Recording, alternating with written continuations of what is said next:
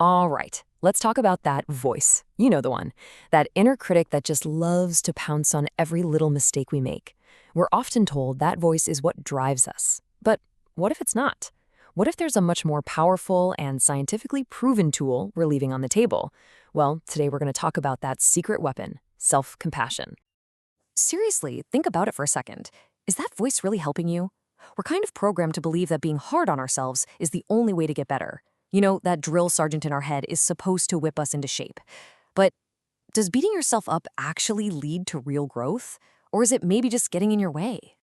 I love this quote from Mark Manson because it just nails the problem.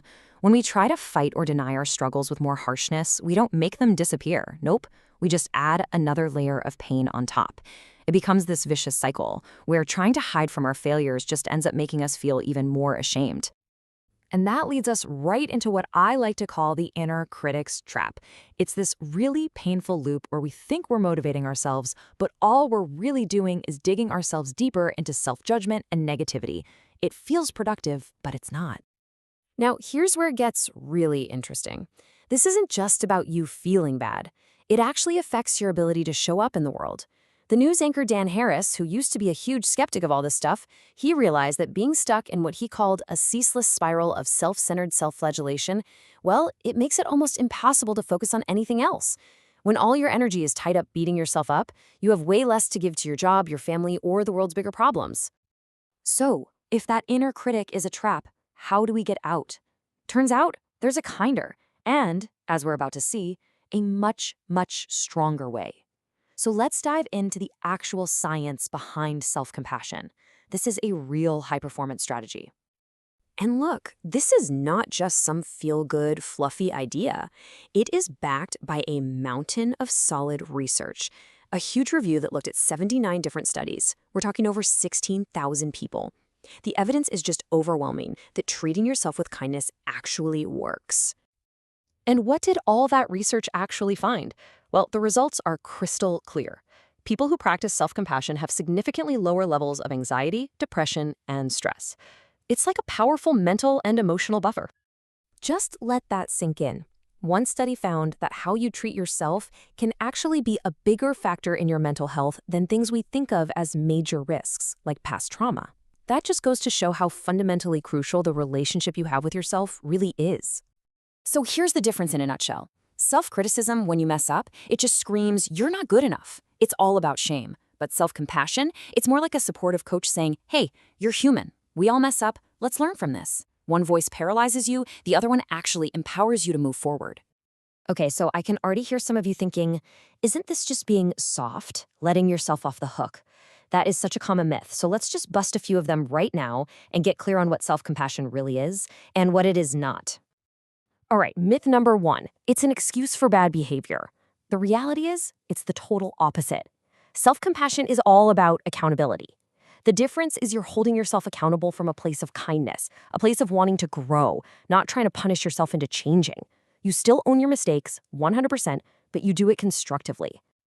Okay, the other big one is that this is just toxic positivity, slapping a fake smile on everything. But real self-compassion isn't about denial at all. It actually starts with acknowledging reality. It starts with saying, wow, this is really tough, or man, I'm really struggling right now. It's about meeting that struggle with kindness, not pretending it's not there. It's also really important to know the difference between self-compassion and self-esteem.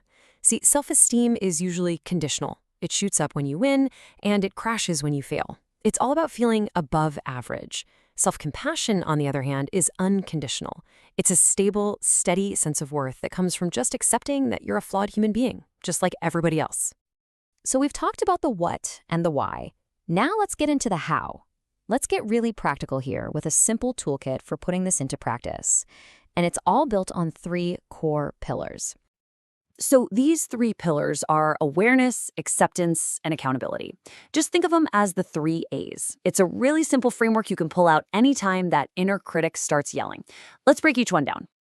First up, awareness. This is just about tuning in and noticing what's going on inside without immediately slapping a judgment on it. So instead of ignoring that feeling of stress or squashing it down, you just acknowledge it.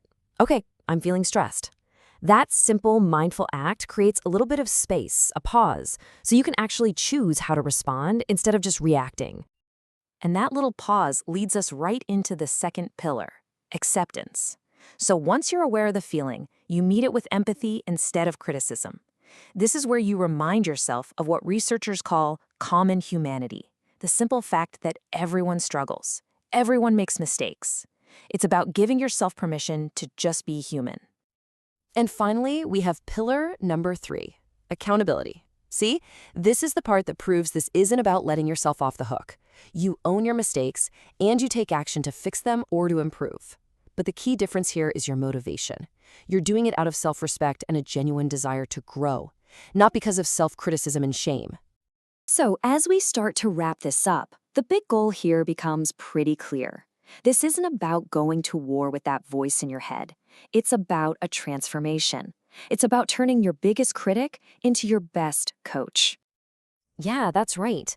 You don't have to silence that voice. You just need to give it a new job. Instead of a voice that's only good at pointing out your flaws, you can actually retrain it to offer you encouragement, to give you perspective, and to point you toward a path of learning and getting better. And that's really the idea I want to leave you with. Just imagine what you could do, how much more resilient you could be if that constant voice in your head was actually on your side. What could you accomplish if your biggest critic truly became your strongest ally?